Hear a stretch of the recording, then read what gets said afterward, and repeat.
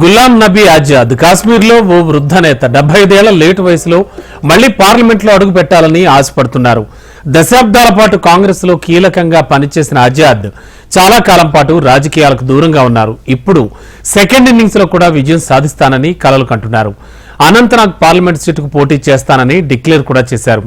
కశ్మీర్ లో బలమైన మూలాలను క్రియేట్ చేసుకున్న ఆజాద్ రెండో ఇన్నింగ్స్ సక్సెస్ఫుల్ గా ఉంటుందా, లేక రెండో ఇన్నింగ్స్ లో ఎలాంటి ఓపెనింగ్స్ లేకుండానే ఆఖరి ఇన్నింగ్స్ గా నమోదవుతుందా? కాంగ్రెస్ లో కొన్నేళ్ల క్రితం వరకు టాప్ లీడర్లలో ఒకరిగా ఉన్న గులాం నబీ ఆజాద్ 2022 ఆగస్టు నుంచి పార్టీ నుంచి అధికారికంగా దూరమయ్యారు.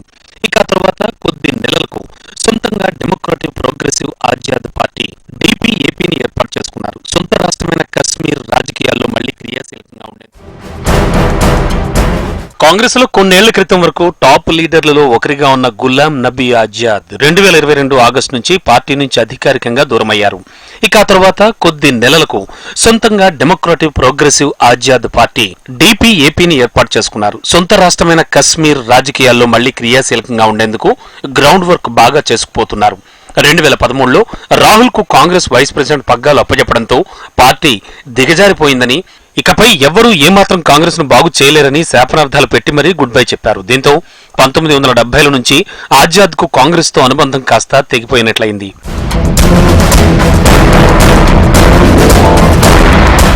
2022లో కాంగ్రెస్ లో తాను కోల్పోయిన స్థానాన్ని తిరిగి పొందేందుకు ఈ 75 ఏళ్ల వయసులో తన సొంత రాష్ట్రమైన కశ్మీర్లో కృషి చేస్తున్నారు ఆజాద్. కశ్మీర్ కు ప్రత్యేక ప్రతిపత్తి కల్పిస్తోన్న ఆర్టికల్ 370ని 2019లోనే పార్లమెంట్ రద్దు చేయడంతో ఆయన కశ్మీర్ రాజకీయాలపై తన సొంత ముద్ర వేసేందుకు లైన్ క్లియర్ అయింది. తన సొంత పార్టీ DPAP అభ్యర్థిగా అనంతనాగ్ నియోజకవర్గం నుంచి పార్లమెంటుకు పోటీ చేస్తున్నట్లు ఆ పార్టీ అధికారికంగా ప్రకటించింది. దీంతో ఆజాద్ పోటీ ఆసక్తికరంగా మారింది.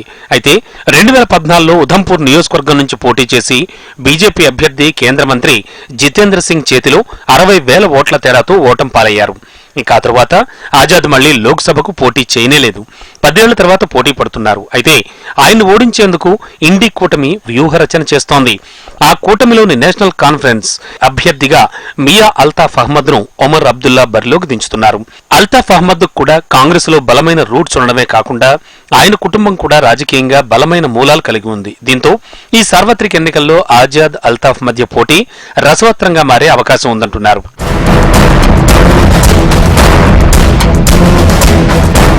ఇక జాతీయ రాజకీయాల్లో నరేంద్ర మోడీ పేరు పెద్దగా ప్రాచుర్యంలోకి రాకముందే ఆయన గుజరాత్ ముఖ్యమంత్రిగా, ఆజాద్ కాశ్మీర్ ముఖ్యమంత్రిగా పనిచేశారు. వాళ్ళిద్దరి మధ్య స్నేహపూర్వక సంబంధాలు అప్పటినుంచే ఉన్నాయట.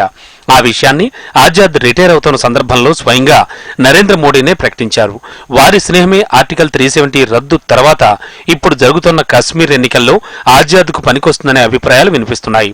కాంగ్రెస్ కు పూర్తిగా దూరం జరగడం అనేది కశ్మీర్లో పరిస్థితులను కొలిక్కి తేవాలనే ముందు చూపుతోనే చేసిందన్న వ్యాఖ్యలు వినవస్తూ ఉన్నాయి. ఈ క్రమంలోనే పార్టీ పెట్టినప్పటి నుంచే ఆజాద్ కాశ్మీర్లో ఇప్పటి వరకు 600కు పైగా పబ్లిక్ మీటింగ్స్ కాండక్ట్ చేశారట. దశాబ్దాలుగా కాంగ్రెస్ హయాంలో కశ్మీర్ కు పట్టిన దుర్గతి గురించి చెప్పడం, తన పార్టీ లక్ష్యాల గురించి ప్రజలకు వివరించడం, ఉగ్రవాదుల వల్ల జరిగిన నష్టాన్ని యువకుల్లోకి తీసుకెళ్లడం, రాష్ట్రంలో అభివృద్ధి ఎంతగా కుంటుపడిందో వివరించడం వంటి బహుముఖ వ్యూహాలతో పనిచేస్తున్నారు. అయితే ప్రజల నుంచి వచ్చే రెస్పాన్స్ అంచనా వేశాకే ఎన్నికల రణక్షేత్రంలో అడుగుపెట్టాలని ఆజాద్ డిసైడ్ అయినట్లుగా పార్టీ వర్గాలు చెబుతున్నాయి.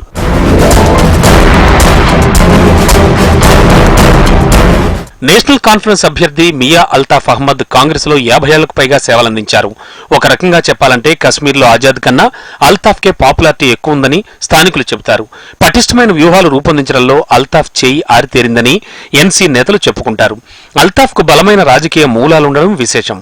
సెంట్రల్ కశ్మీర్లోని గందేర్బల్ జిల్లాకు చెందిన ఈయన ముత్తాత మియా అబ్దుల్లా లార్వీ కశ్మీర్లోని గుజ్జర్ వర్గానికి చెందిన వ్యక్తి అయినప్పటికీ పహారీ సామాజిక వర్గంలోనూ మంచి పలుకుబడి, మర్యాద, మనల్లో అప్పట్లోనే సంపాదించారు. ఇక అల్తాఫ్ తాత మియా నజీముద్దీన్ కు ఇండిపెండెంట్ గా పోటీ చేసిన చరిత్ర ఉంది. ఆ తర్వాత కాంగ్రెస్ హయాంలో తండ్రి మియా బషీర్ అహ్మద్ కాంగ్రెస్ టికెట్ పై ప్రజాప్రతినిధిగా ఎన్నికయ్యారు. తరతరాలుగా రాజకీయాల్లో కొనసాగుతోన్న చరిత్ర అల్తాఫ్ కుటుంబానికి ఉండడంతో అది ఆజాద్ పై గెలవడానికి పనికొస్తుందని భావించి ఒమర్ ఒమర్ అబ్దుల్లా ఈ నిర్ణయం తీసుకున్నారు.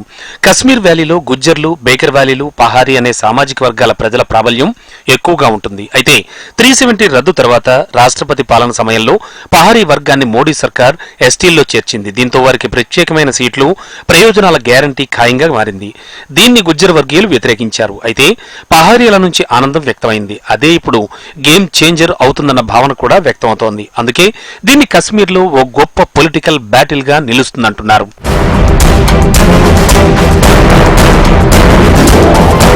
మరోవైపు ఇదే అనంతనాగ్ రాజౌరి నుంచి పీడీపీ నేత మెహబూబా ముఫ్తీ కూడా పోటీ చేయాలని భావించారు. అయితే ముఫ్తీ ఆ విషయాన్ని ఇంకా అనౌన్స్ చేయకముందే ఒమర్ అబ్దుల్లా తన పార్టీ తరపున అల్తాఫ్ ను ప్రకటించేసి పోటీని ఖాయం చేశారు. ఈ ముఫ్తీ ఒంటరిగా పోటీ చేస్తాను అని అంటున్నారు. మరోవైపు ఇక్కడ మెహబూబా ముఫ్తీ 2014లో గెలుపొందారు. కానీ 2019లో 3వ ప్లేస్లోకి వెళ్లిపోయారు. ఇక బీజేపీ నుంచి కీలకమైన 3 సీట్లలో ఇంకా అభ్యర్థుల్ని ఖరారు చేయలేదు. అందులో అనంతనాగ్ రాజౌరి కూడా ఒకటి. బీజేపీ నుంచి అభ్యర్థి ఎవరుంటారు, అసలు ఉంటారా ఉండరా, లేక ఆజాద్కు మద్దతిస్తారా అనే విషయాలపై సస్పెన్స్ కొనసాగుతోంది. ఈ క్రమంలో సుదీర్ఘమైన రాజకీయ అనుభవం గల ఆజాద్, అంతకన్నా పాపులర్ ఫేస్ అయిన అల్తాఫ్ మధ్య ఫైట్ ఎలా ఉంటుందనే దేశ రాజకీయాల్లో చర్చాంశంగా మారింది. ఎందుకంటే ఆజాద్ కు గాంధీ కుటుంబంతో విడదీయలేని అనుబంధం ఉండేది. కాంగ్రెస్ లో ఆజాద్ ప్రస్థానం సంజయ్ గాంధీ గ్రూప్ కింద 1970లో మొదలైంది. ఇది వరకు సంజయే ఆజాద్ ను పరిచయం చేయడంతో ఆ తర్వాత ఇందిరకు దగ్గరయ్యారు ఆజాద్. తన ముందు చూపు, పొలిటికల్ స్కిల్స్ ఆయన ఎప్పటికప్పుడు అందలాలు అందుకునేలా చేశాయంటారు రాజకీయ నిపుణులు. 1984లో ఇందిర హత్య తర్వాత అప్పటి వరకు ఆయన నేతృత్వం వహిస్తోన్న యూత్ కాంగ్రెస్ అధ్యక్ష పగ్గాలను రాజీవ్ గాంధీ అందుకున్నారు. దానికి బదులుగా ఆజాద్ను మంత్రివర్గంలోకి తీసుకున్నారు. 1991లో రాజీవ్ హత్య తర్వాత పివి నరసింహారావును పార్టీ చీఫ్ గా, ప్రధానిగా చేయడంలో ఆజాద్ కీలక పాత్ర పోషించారు. 1999లో సీతారాం కేసరిని తప్పించి సోనియా గాంధీకి పార్టీ పగ్గాలు అప్పగించడంలోనూ ఆజాద్ కీ రోల్ పోషించారు అంటారు.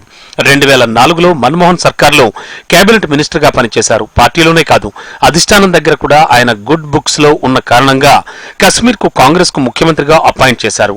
2005లో పీడీపీతో సీట్ షేరింగ్ ఒప్పందం కుదుర్చుకుని దాదాపు 3 ఏళ్ల పాటు ముఖ్యమంత్రిగా పనిచేశారు. అయితే 2008లో సీఎం హోదాలో తీసుకున్న ఓ నిర్ణయం వివాదాస్పదంగా మారింది. అమర్నాథ్ టెంపుల్ బోర్డుకు 99 ఎకరాల భూమిని అప్పగిస్తూ తీసుకున్న నిర్ణయంపై మిత్రపక్షాలు ఆగ్రహించాయి.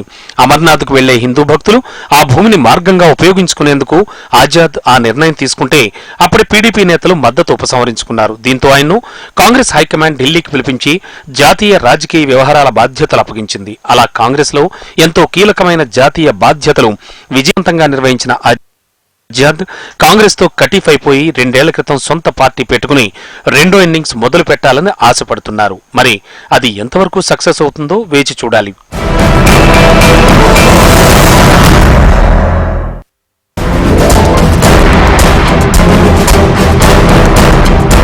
కాంగ్రెస్ లో కొన్నేళ్ల క్రితం వరకు టాప్